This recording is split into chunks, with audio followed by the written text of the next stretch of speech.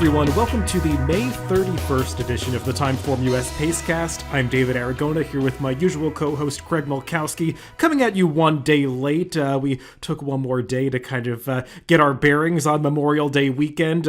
Three major racing days of stakes races, Saturday, Sunday, and Monday this past weekend. So gave Craig one extra day to get the figures and me one extra day to catch up after I took a couple days off this past weekend. But we did review most of the racing from around the country, and we'll take a look back at some of the major events that took place at Santa Anita, where they had a trio of Grade 1 races on that Memorial Day Monday card, as well as some California-bred stakes racing and some other races that are notable speed figures. We'll also talk about some events from Churchill Downs, Belmont Park, where they also ran a state-bred day for the New York breds on Monday, Monmouth Park, where they had a stakes that we discussed last week, and then Lone Star Park to wrap up the show. We don't often talk about Texas racing these days, but they had a nice day of stakes racing on Monday, so we'll talk about a couple of the performances from there.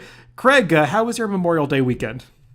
It was good. It was nice and relaxing. I even got to play in a golf tournament on Monday. First time I've done that in a very long time, as I had taken like a decade hiatus from playing due to some back issues, but feeling good. And yeah, it was a good time and lots of good racing, which I paid attention to most of the good races and bet them, but much later than usual. I kind of took it easy.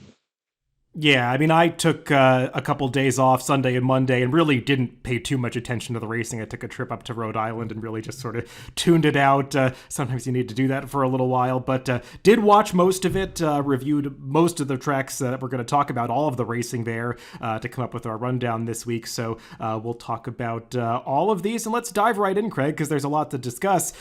Let's begin in California at Santa Anita with that Monday Memorial Day card where they did run those three Grade 1 stakes races, and something that's come up in the past, sometimes debatable about whether these races actually draw Grade 1 quality fields. I think that's something that you could take the negative stance on in a few of these races, but we'll mention that as we go through each one. The Hollywood Gold Cup was the feature race going the 1.25 mile distance, and Bob Baffert came in here looking like a likely winner of the race with one of his two horses, and really only one of them showed up with the top effort. That was winner Defunded, who just dominated this race on the front end, and it really just turned into a merry-go-round affair, which I suppose worked against Country Grammar, but just feels like Country Grammar didn't really show up with his best effort. No, I would agree because it's not like the pace was slow. None of it are coded in red. In the mile fraction, or in blue, the mile fraction actually is coded in red.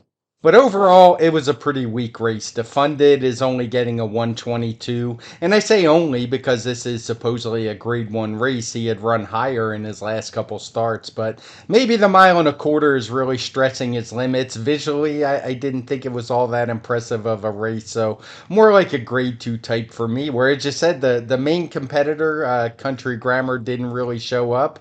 And that's what enabled the two of the longer shots in the field to run second and third. Yeah, it honestly is hard to justify some of these races holding on to their Grade 1 status, and it's kind of sad to say that about a race like the Hollywood Gold Cup, which has such a storied history, but this was not a vintage edition, and you just look at the second and third place finishers in this race, Paroli and Kiss Today Goodbye, and Paroli was actually right there at the end, battling Defunded to the wire, and I mean, his greatest accomplishment up until this point was an N1X allowance victory, having never run a speed figure that was really up to this quality before, so not beating the strongest field. Defunded had run some nice races prior to this. I actually thought he was much more impressive in his Californian victory two back when he sort of blew the start and had to loop the field. So maybe, as you said, the 1.25 miles was not his ideal trip, but just a hard race to sort of get excited about, viewing it as a Grade 1 affair. Yeah, and the only thing I'll add, it's kind of easy to see the speed figure and see the field and really be down on it. But we're still at a point where, particularly at these longer distances, who knows what's going to develop in this older horse division because it's certainly not the strongest we've seen. Another Grade 1 on that Monday card at Santa Anita was the Shoemaker Mile, this one going the 1 mile distance on the turf. And, Craig, you did feel, or at least I felt watching these races, sort of the lack of any shippers from the East Coast or Kentucky in these races. It really just is the same California division that we've been seeing in the grade 2 and grade 3 races. So it's not really getting that much tougher, aside from the fact that you have all of the Southern California base runners pointing to this grade 1 race. So you did get a large field of 11, and one of those horses who had been on the rise, Exalted, kept his undefeated record on turf intact. Now 4 for 4 on the grass, and he beat some good rivals here, but once again, not the strongest race you're going to see in this division. No, I don't want to knock Exalted too much because, as I said, no, he's yet to lose on the turf. He had won his first three rather easily by more than a clear length in each start. This one was a little bit tougher. I thought he got a great trip. It was a pretty quick pace, and he just kind of sat a pocket trip in third, and then was able to run by the top two and hold off the closers of Radio and Hong Kong Harry, who are both decent, good horses. So I think it's a good sign for Exalted that he handled the step up in class. Even if it's not a grade 1, it's certainly stronger than the fields he's been facing in the past. Yeah, he's a good horse. It's nice to see Peter Urton have a good horse. He had shown talent on the dirt, no doubt about that, but just seems like he's gained consistency and just has the right kind of running style for these 1 mile turf races. So the surface switch has really worked out for him. I thought that the runner-up at a big price, Irideo, got a fantastic ride from Hector Berrios, saving ground, cutting the corner at the top of the stretch to run up into second. Hong Kong Harry arguably would have liked to get that trip, but Flavian Pratt elected to go outside, lost a little bit of ground, but it just never looked like Hong Kong Harry was getting there in this race. And he's a horse that had shown a lot of promise last year, and it feels like since they've stepped him up now to try 3 grade 1 races in a row, including one where they shipped him out to Churchill Downs, he just hasn't really taken that step forward. Yeah, and his speed figures have remained consistent. It just does seem like it's the step up in class that has been his downfall. It's not like he's running bad races, they're just not quite good enough to get the job done. And then the other grade 1 that they ran earlier in the day at Santa Anita on Monday was the Gamely, and this is the one in particular where when you look over the list of the last 4 or so winners, it's hard to justify how the American Graded Stakes Committee kept this race as grade 1 status. I guess they're a little more lenient with some of these California races given the state of racing out there, but Macadamia, who won this, another one of these horses that had been on the rise, and she's definitely a horse that's improving for Phil D'Amato, but hadn't really shown grade 1 quality before, and it just felt like this was more a race that the heavy favorite Queen Goddess lost than it was a race anybody else stepped up and won in a grade 1 winning performance. Yeah, I would agree. Macadamia ran a 118 speed figure, so a little improvement over what she's been doing. But Queen Goddess, if she had come back and run some of her better races, she kind of had to field over a barrel figure wise, and she wasn't able to do it. So I just think it's a case where maybe she's regressing a little bit. She really ran well earlier in the year, obviously winning the Frankel and that Pegasus filly and mare turf. Didn't really run very well in the Jenny Wiley, though the speed figures say she ran okay. It was just a much tougher race, and this drop here in class seemed like it should have got the job done, but it didn't. So yeah, it's really tough to consider this race a grade 1, even more so than the other 2 we've already talked about. Yeah, she was really supposed to win this race, and at the top of the stretch, it looked like she was going to. I mean, she ranged up under Luis Saez like she still had a ton of horse left, and once he asked her, she just had no kick in the final 3/16 of a mile, and the race did fall apart a little bit. 2 of the runners that were towards the back of the pack early did finish first and second in here, but Macadamia just a solid horse. She's won 3 of her last 4 right now. I don't know if she'll have too many other grade 1s on her resume in the future, but she is able to finish strongly, and that carried her to victory here. On Sunday at Santa Anita, we saw another graded stakes victory notched by Spirit of Makina, who is turning into a pretty nice sprinter out in Southern California, not running the types of speed figures that say he's going to win a race or be competitive in a race like the Breeders' Cup Sprint, at least not just yet. But this horse hasn't done too much wrong in his 5 starts so far. He's just basically a head away from being undefeated, and he's won these last 2 graded stakes like a horse that is just the best out there in the division right now. Yeah, I guess we'll see about that because we're going to talk about some other sprints that came up faster for sure. It's one where he's just not running all that well or all that fast speed figure wise, but he's getting the job done. So for me, he's a little bit of a tough read. He got a 114 for this race.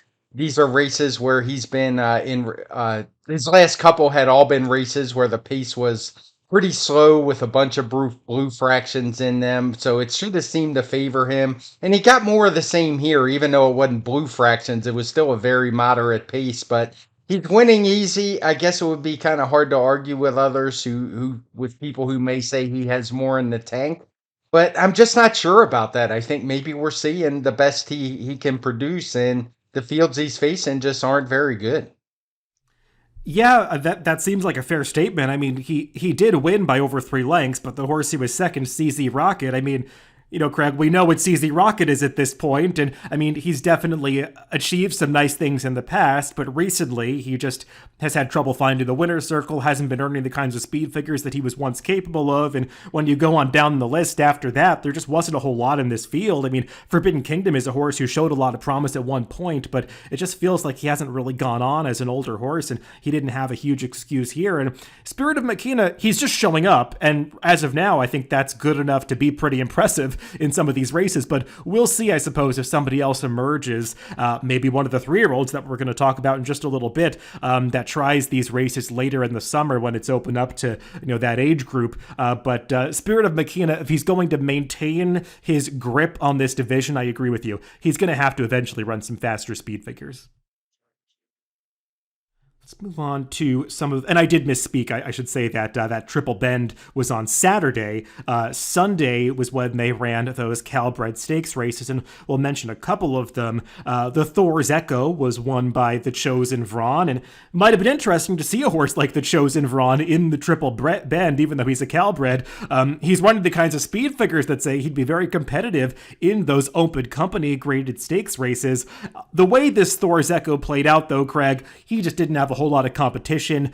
He and Brickyard Ride took all the money, and once Brickyard Ride didn't show up, this was just a cakewalk for the Chosen Vron.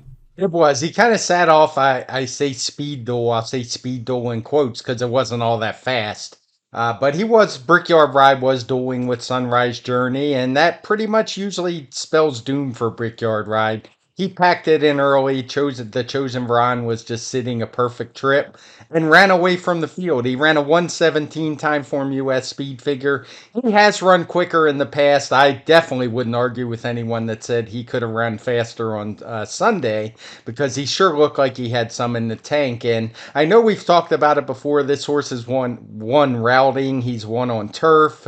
He sprints. I think dirt sprinting is probably what he's the best at, but he's certainly a versatile type. Yeah, and I mean, he's certainly, raking in the big bucks in some of these California bred races since he's just become a win machine. I think this was his 7th stakes victory in a row, all in state bred company. But you have to wonder if, given the form that he's in, why not take a shot in some of these tougher spots that seem like they're open, they have bigger purses. I know they tried the Pat O'Brien with him last year at Del Mar, but it just seems like he's a better horse now. He's running faster speed figures these days. So I'd be interested to see him try a tougher spot. Maybe it wouldn't really help them fill some of these Calbred races that are already coming up with some short fields. But the Chosen Vron certainly seems like he's good enough, and they might want to strike while the iron's hot. Another one of those Calbred Stakes races that took place on Sunday was the Malaire for the 3-year-old fillies, and another small field signed on, and a pretty lopsided result here as Ceiling Crusher legitimately crushed her competition. I mean, she just didn't really have much to speak of in the way of competition in this race, as she opened up, I think, 17 lengths by the time they got to the finish, and this is the second consecutive large margin stakes victory that she's achieved. I think she won her prior stakes by 15 lengths, going a sprint distance, this one going a mile and a 16th. It's hard to really know what to make of this horse, Craig, because she's been very visually impressive, but she clearly is not meeting competition that's in the same league as her. These are the horses that are the toughest, particularly for speed figure guys like me. She's running fast. She's won her last 2 races by 32 and a half lengths. It's just hard to say how that will translate if they try tougher competition, but I would never own a horse like this. I don't have that kind of money, but if I did, I'd be eager to try some better competition because she's running as fast or faster than all of the top horses in the division. So why not take one crack? If it doesn't work, you can always drop back into the state prep ranks. Yeah, I would agree with that. I mean, she's a physically imposing horse. You could see she just easily bosses around these California breds that she's been facing, and she's clearly doing well right now. So we'll see if Doug O'Neill and the Connections decide to take on a tougher assignment in the future. Craig, the best performance that we saw on this Calbred Sunday card might have actually come in one of the non-stakes events, and that was turned in by the 3-year-old Bus Buzz, who won an allowance race going the 6-furlong distance. And this is one pretty fast horse, and we're going to talk about a few 3-year-old sprinters on this show that have stakes potential, and he's definitely one of them. He is. He was a horse who's run well in every start. We've talked about a few, maybe all of his races. He wasn't able to beat Kangaroo Court. That one shipped east. Things didn't go well from a rail position, but that's another good 3-year-old sprinter that's California based that could probably handle or at least give these older runners a run for their money. But Bus Buzz, he was highly impressive. He actually sat just a hair off the pace early, opened up, and just kept running away from the field. He actually, even though his final time was a little bit slower than the chosen Vron, he gets a bigger figure because he ran a much faster pace figure, sub 44 half mile for the race. So he wound up with a 121 with 7 points extra because of pace off of that 114 final time figure. He's one, it seems like if he's going to be able to step up and really handle top class horses, he's going to have to learn to ration that speed just a little bit better than he's doing now. But he's obviously got some real talent, and we've seen it from his very first race. Yeah, I mean, I actually liked the way he finished this race. I mean, it's hard to really gauge whether he was not finishing or just facing a really good horse in those battles with Kangaroo Court. But I mean, he dueled with the second choice in this race. I mean, the second choice at 6-1, but that was the horse that he was battling with earlier. That horse faded to finish last, while the Bus Buzz was just opening up on this field through this stretch. So I thought this was a step forward for him. I guess you could say that the poor effort by Kangaroo Court at Churchill Downs in that Pat Day Mile, maybe it calls into question a little bit the quality of some of these races as they're earning these flashy speed figures. But to me, it's sort of apples and oranges because I thought that was the wrong spot for Kangaroo Court anyway, trying to go a mile. He's probably just a better sprinter, and I think that's what Bus Buzz is. He's just a pure 6-furlong sprinter, and I'll be interested to see what kind of spot they can find for him to really show his talent to get some tougher company.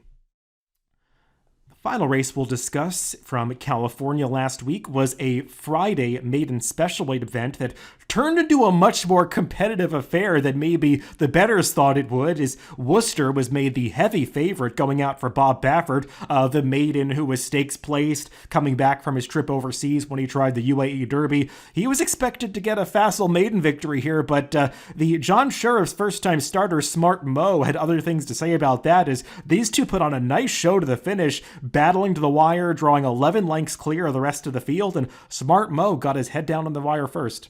Yeah, Worcester would have won basically any other maiden race he could have entered, but he ran into Smart Mo.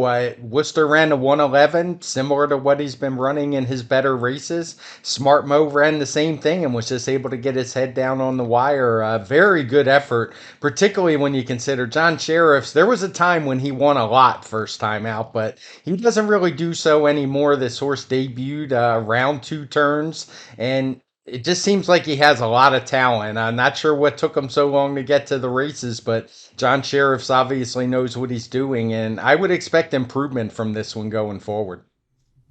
Yeah, this horse must have not shown much in the morning to go off at 9-1 in this small field. Just didn't take any money, but he was ready to go and ran a very professional race. I liked the way that he showed grit in the stretch to fend off Worcester at the end. So this is a good horse. Not a ton of pedigree here. He's by Motown, who was a horse that ran well on both the dirt and the turf, going longer. But we haven't seen him necessarily become a breakout star as a first crop sire or anything like that. But maybe he was saving one of his best horses to debut as a 3-year-old, as it certainly seems like Smart Mo has some real ability. Move on to Churchill Downs and talk about some of the stakes action that took place there this past weekend. The Monday feature was the Grade 3 winning colors, going the 6 furlong distance for the filly and mare sprinters, and this was the 2023 debut of the now 4-year-old Echo Zulu. Obviously, she had been so good as a 2-year-old, came back and really got back to her best form last year when she was second in that Breeders' Cup filly and mare sprint, which has turned out to be a very live race, and she was another one that came out of that race to kick off her 4-year-old campaign with a victory. It was impressive. I would say it was more like a paid workout than a race. She wound up with a 1:15 TimeformUS speed figure, just pulling away from the field through the stretch. She had run faster last year, so would expect that there's more in the tank going forward. But a good debut to the season off that second in the Breeders' Cup filly and mare turf or filly and mare sprint. Yeah, she really wasn't facing much competition here, but like you said, once she was asked at the top of the stretch, she really did kick in, and that's, I think, the thing you can always rely on with Echo Zulu is she's not always going to be the most visually impressive horse. She doesn't necessarily do it on her own, but once the rider gets into her, she really does respond, and she was able to pull away from this field. I'll be interested to see where she fits in this filly and mare sprint division, Craig, because obviously Goodnight Olive is formidable. Arguably, people would say she should have won that Grade 1 Humana Distaff at Churchill, but the other two horses from that race, Matarea and Wicked Halo, they're running some flashy speed figures, so I'm going to be interested to see how Echo Zulu fits into that picture now that she's a year older. I would agree. It does appear like it's going to be a strong division this year. I kind of picked up last year after a couple down years, and I would say both sides, the sprinters, male and female, looks like it's going to be a pretty competitive season this year. Another stakes that they ran this past weekend at Churchill was the 1.5-mile Kirtana for the fillies and mares on the turf. And Craig, this was a listed stakes that to me just felt like a listed stakes. I don't know if we have to spend a whole lot of time on this race. Miss Yearwood, who won, I thought that she was much the best, making that looping move from the back of the pack, going wide around the far turn to pull away. She's definitely a horse that wants to run all day. It just seems like she keeps getting stronger the longer that her races are. But looking through this field and what was behind her, it just wasn't the strongest group overall. No, it wasn't. She does seem to be moving in the right direction. Her last race had been a 1:15. This time she ran a career best 1:19. She still just is a 4-year-old, so there's probably some improvement. I wouldn't rule it totally out that she could compete if she moved up in the higher graded stakes company. She is a little bit pace dependent. She does seem to keep finding races that have a decent enough pace. That could come back to bite her at some point, but it would be worth a shot trying better horses. And one more race that we should mention from this past weekend at Churchill was an allowance race that took place on Sunday, won in impressive fashion by the 3-year-old Deer District. This is a horse that they had tried on turf a few times last year, but moving to the dirt has really made a difference this year, and he just caught some tough company, especially two back when he had been third behind the highly promising Federal Judge and the returning Extra Anejo, but getting away from those foes here made a big difference, as once Deer District was asked to kick in at the top of the stretch, he unleashed quite the turn of foot to pull away from this field.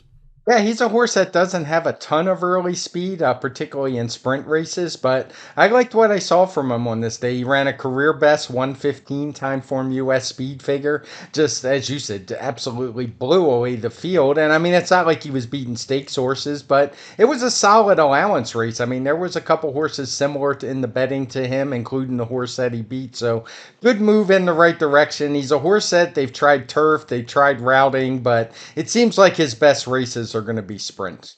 Yeah, and that 1:15 TimeformUS speed figure, that puts him right in line with some of the horses that have been competing in stakes in this division throughout the first part of the year. So I'm sure, given that he's trained by Dale Romans, he'll be targeting his stakes in fairly short order, as Dale likes to strike while the iron is hot with these horses when they're doing well. But this one seems like he's definitely earned a shot in a tougher spot sprinting on the dirt.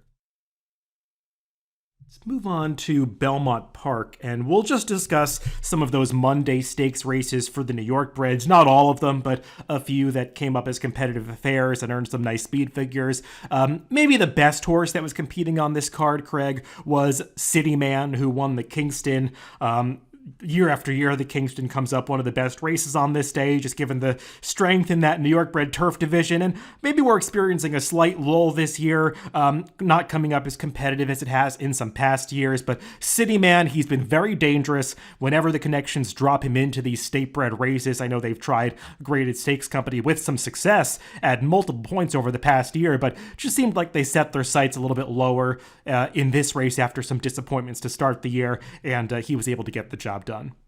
Yeah, he ran a nice race. He ran as usual around a 119 time form US speed figure. So good effort from him. I don't want to knock the runner up too much, Jerry the Nipper. He's actually going to get a little bit higher speed figure for being up near a pace that quickened toward the middle. So just a couple points higher. But he had come in off a fast race last time as well before going to the bench for the rest of the year. So I thought it was a pretty strong race. Dakota Gold, who ran third, he's a horse who had been competing at Open Company. And if they keep him with New York breds, I would imagine he's going to find a winner circle in a couple of these spots as well. Yeah, Dakota Gold, I thought, ran really well in this race. I mean, he was reserved at the back of the pack early. Arguably, this wasn't a race that really played into the hands of a deep closer, just given the way the pace shook out. And he was really finishing at the end after having to alter course and upper stretch. So he's a nice horse, a 4-year-old that might have some upside in this division. Craig, when I was looking over some of the results from this Monday card at Belmont, I guess the one regret I had about taking some vacation time is that I didn't get the chance to handicap the commentator, which just came up a wildly competitive, interesting affair. 13 horses signed on, and the venerable New York bred Bankit, who has been, around the top of this division for a long time among the state breds. He was able to win the commentator for the second time in his career to go along with his victory in this race in 2021. And just cool to see a horse like this still performing at the top level. Yeah, I've always kind of been a fan of Bankett's. Sometimes it's hard to explain why. I guess just because he runs so much probably has something to do with it. So I'm always going to root for horses like that. And he's not the most consistent horse. He tends to not win as often as you think he might, but he got the job done here. He ran a 116 time form US speed figure. Not a career best, but the best he's run in quite a while. And just good to see him find a winner circle. And he showed some gameness that you don't always see from him. Yeah, and I've got to give a shout out to the long shot runner up in this race, Olympic Dreams, who is a horse that over the winter, people who follow my handicapping content know that I was a fan of, just kind of following this horse when he came off the layoff. Just thought he was a horse that had a lot of improvement in him, and he was taking some steps forward gradually. But this was a huge step up for him. I mean, the connections were ambitious to even try this race off some of his allowance performances coming into this, but he put in a really game effort to battle back at the end and almost get the victory despite contesting that early pace. Yeah, it was a good effort from him. Another move forward in speed figures. I'm pretty sure since he's come back to the dirt in every race in his career, this was his seventh, that he's improved his time form US speed figure, and he ran a 116 here, same as the winner. Yeah, he's a horse that looked like he couldn't get out of his own way when he made his debut for Christophe Clement last year, and I think he was even entered in a $25,000 claiming race after that and then scratched. But I mean, Patrick Quick, who has a small stable since getting him, has completely turned this horse's career around, and he's obviously figuring things out now. And it's nice to see some fresh faces in this division, and it definitely seems like this is a division of horses that will continue to be competitive throughout the rest of the year, at least just based on the results of this race. And then finally, we'll discuss the Mike Lee, which was a 7 furlong event for the 3-year-old New York breds earlier on this card. And the Mike Maker trained, Maker's Candy, got the job done here.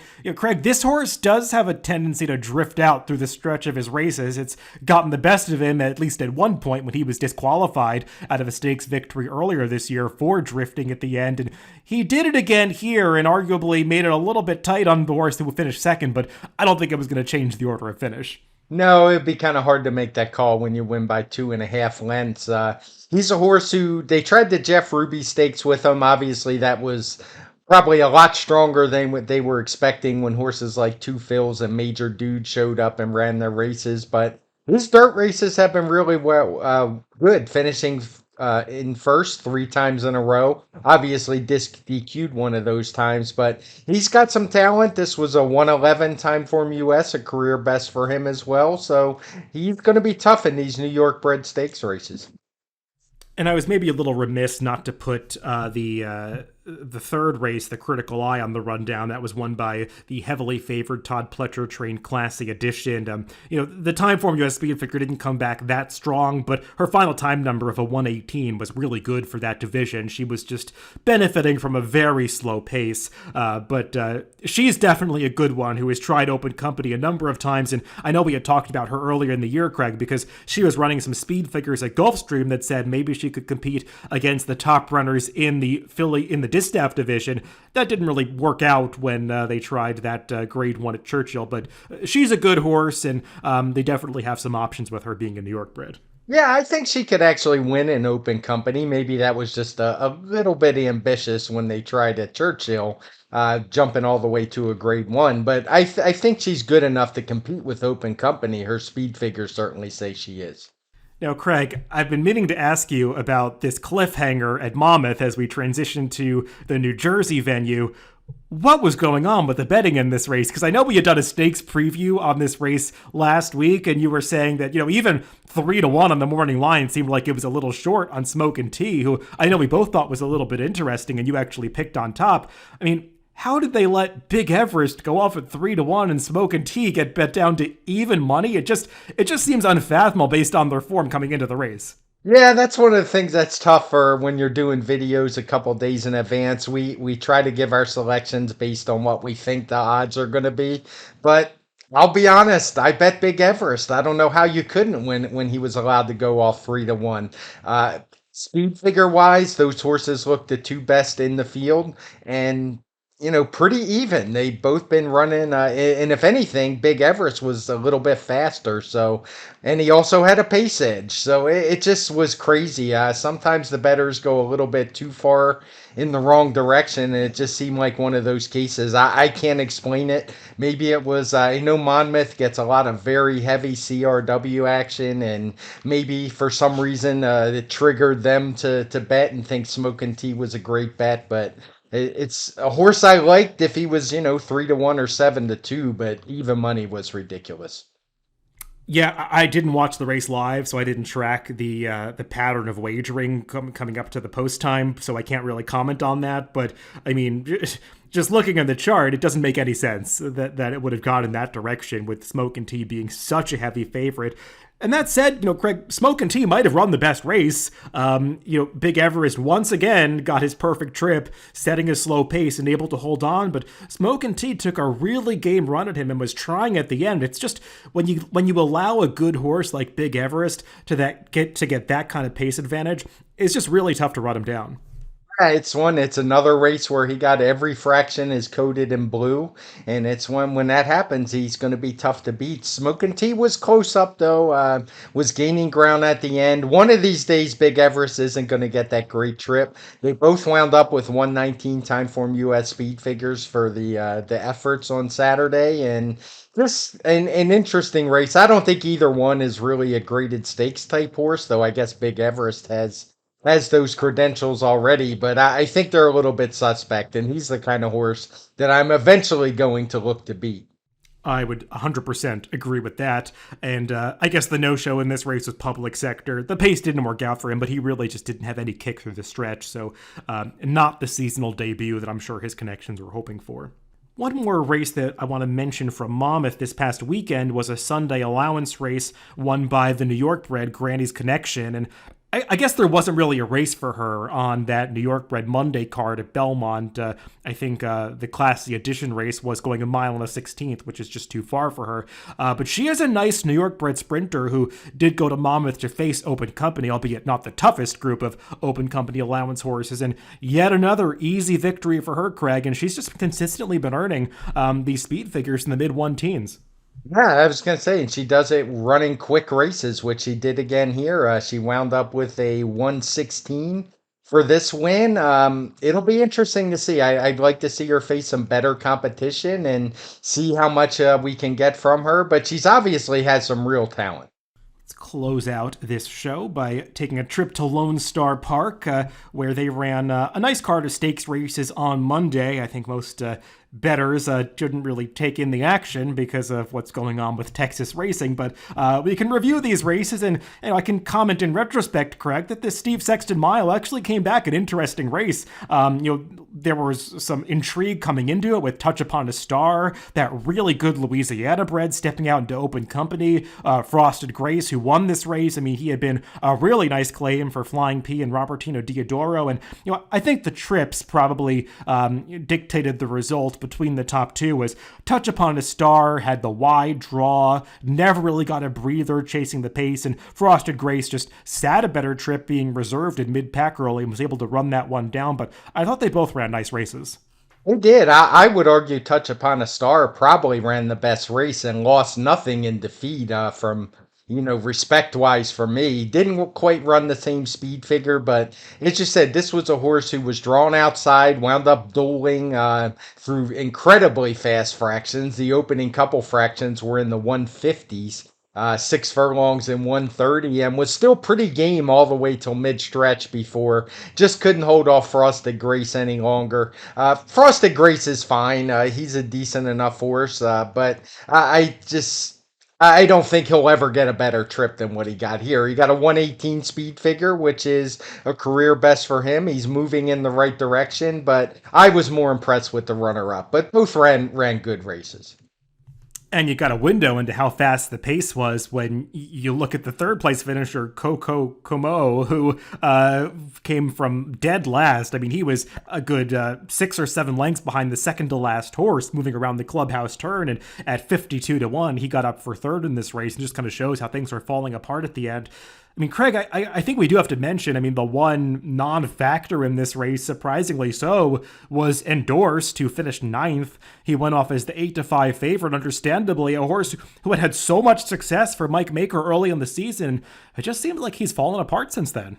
Yeah, I was really surprised to see he was a favorite. Obviously, I couldn't bet it because I didn't go to Lone Star. I actually was planning on going till I saw Echo Zulu scratch. That's how I wound up playing golf, to be honest. But yeah, I did. By the time it was over, I didn't have time to get there. But yeah, had I been betting, I wouldn't want any parts of Endorsed in that race because he just looked so bad on Derby Day when he ran, or Derby weekend. I don't remember if it was Derby Day or not, but he showed absolutely nothing, and he kind of backed that up here. He had even less on this day, just never a factor at any point in the race. One more race to mention from Lone Star's Monday card, and the race that we'll close out this podcast with, was the Speightstown Sprint, a listed stakes for the sprinters, and this one was won by Skelly, who, Craig, it feels like we're talking about him every 3 or 4 weeks, as Steve Asmussen just keeps running this horse in these lower-level sprint races, and I'm starting to wonder if Steve Asmussen isn't really viewing this horse as being as good as we thought he might be over the winter at Oaklawn, because he's certainly not managing him like he's trying to win a Grade 1 with him. I was really surprised to see him entered in this race when I pulled up the card, and that was part of why I was considering making the 3-hour drive. Just because it looked like a good card, but obviously decided against it. When I watched this race, and I know many people didn't get to watch it because I think you could only watch it on RTN, I wasn't very impressed. It looked like he was struggling. He got the job done, but it just wasn't visually impressive. But I think it was a race where maybe it's a little deceiving because he set a pace that was slow, especially by his standards. All of the fractions were slow, all coded in blue. So I think it's kind of hard to really run away from the rest of the field late when they all kind of went slow early, so they all had plenty left to the wire. Albizu, the horse who ran second, he's fine. I just think when the pace is this slow, it's kind of hard to open up those gaps if the other horses run okay. So I don't want to be too hard on Skelly here. He ran a 122 final time figure, 117 for the pace, but my one concern is exactly what you were saying. I can't remember if I mentioned this when I was talking with somebody about it. I don't remember where it just seems like maybe Steve Asmussen doesn't think this is a graded stakes type sprinter. Yeah, it's a little weird because, on all the speed figures I've looked at, especially the TimeformUS numbers, he had run some gigantic figures at Oaklawn over the winter, especially 3 back in that stakes victory, and it's just... Yeah, it's like that. He's not managing him like similar horses he's had in the past who have come through Oaklawn and won those races. Maybe what I was thinking about, Craig, is maybe Steve has some reason to believe that Lasix is an issue with this horse because in selecting to run him in that stakes at Oaklawn 2 back and now at Lone Star, those are really the only possible spots that he could have run in where he could race on Lasix, and especially now. Texas, I think, is one of the only states in the country where you can use Lasix in a stakes race, given that those HISA medication rules have gone into effect and they're not following them. So maybe that's one of the factors with this horse, but it's just weird that he keeps popping up in the entries because you would think when he's so good right now, wouldn't you try to win a stallion-making race? And maybe, well, actually, now that I'm saying that, I think I've got to walk it back. He's a gelding, isn't he? Yes, he is a gelding, but I think you make a great point about the Lasix. That is the only thing that makes sense to me. I guess we'll see. We got plenty of time left in the year. We'll see if he starts showing up in some graded stakes. If he doesn't, that would certainly lend credence to your theory. And as you said, any stakes now other than Lone Star, which isn't going to be open much longer, you have to use the you can't use LASIK, so it'll be interesting to follow. He's a very fast horse, so I would love to see him get the challenge. It's just one of those. I'm sure Steve Asmussen knows what he's doing, and it does make you wonder about the horse and why he's not trying better races. Yeah, and I honestly hadn't really considered that until now, or realized that he is a gelding, and that definitely changes the calculus a little bit for how you manage one of these horses. There's not the urgency necessarily to achieve a grade 1 success and make a horse into a stallion when that's not on the table. So I guess if you can clean up with these purses, why not do it? Well, Craig, that's all the racing that we'll recap from that Memorial Day weekend. We are releasing this podcast a day late, so we might be getting another podcast out in pretty short order this week as we'll be doing the forecast maybe tomorrow. I think we're tentatively planning on that, so we'll see if we can get it out early, if not by then, early Friday morning. But looking ahead, Craig, we're just 1 week before the Belmont Stakes will be drawn. Actually, less than a week until it's drawn. It's a week from Saturday. It's another slow-ish week in racing coming up. I know there's a big card at Churchill Downs, though some of those Saturday cards are already drawn. Personally, the Churchill card wasn't doing a whole lot for me. I think we're leaning towards handicapping Belmont on the forecast for this week. They have a nice stakes, the Pennine Ridge, carded for Saturday. So we'll see how that all comes together, but that's what we're thinking about at the moment. I'll go with whatever you want. I haven't looked ahead, so it's easy for me to go with the flow on this one. It's as you said, we got a big race coming up next week, and what's exciting about that Belmont card is it's not just the Belmont. It's almost like that mid-year Breeders' Cup with the undercard. It's just so good for the whole weekend. Friday, there's a bunch of big races as well, so. Getting a little ahead of myself, but I'm already getting excited for that, particularly since I've seen the probables for the Met Mile. No, I don't think it's getting too far ahead. It's you always want to get excited about those races, and it is like an early preview of what we'll get in the Breeders' Cup later in the season. Very exciting racing coming up on Belmont Stakes Day. I'm really excited to get my hands on that card, and especially that mile, as you said, it's coming up like a race that like it should. I mean, the Met Mile is always one of the highlights on the entire racing calendar every year, and you want to see some of the best talent converge there, and it seems like we might be getting that this year. So hopefully everybody stays healthy between now and then, fingers crossed, and that card comes together as strong as we've seen it in the past. Well, everybody, thanks for tuning in to the podcast this week. Remember, you can always catch these TimeformUS podcasts on DRF.com, Apple Podcasts, Spotify, and YouTube. Wherever you get your podcasts, just make sure to subscribe to the Daily Racing Form channel. Again, thanks for tuning in, and make sure to catch that TimeformUS forecast coming up later in the week.